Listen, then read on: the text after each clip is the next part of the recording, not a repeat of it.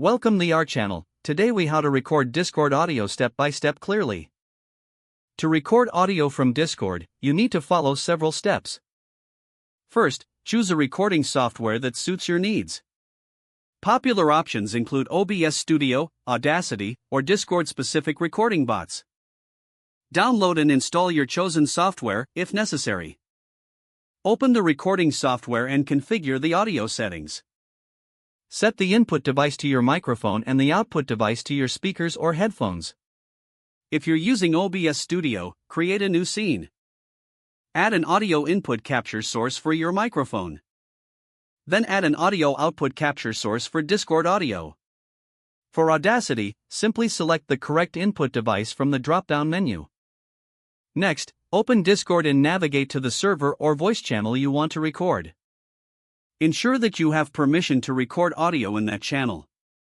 Once you're in the voice channel, go back to your recording software. Click the record button to start capturing the audio. Engage in conversation or play the audio you wish to record. When you're finished, click the stop button in your recording software. Review the recorded audio to ensure the quality meets your expectations. If you're using a bot, follow the bot's commands to initiate and end the recording. Finally, save the recorded file in your preferred format. Make sure to label your recordings clearly for easy access later on. If the page does not load, refresh the browser or try again in a private or incognito window. Make sure you are using the correct email address, then retype it carefully to avoid small typos. If your password is not accepted, use the reset option and create a new strong password you can remember. Check your spam folder for verification or security emails, then complete any requested confirmation steps. Enable two-factor authentication if available to improve account security and reduce unauthorized access risk. After signing in, review your profile details so your contact information and settings are accurate and current.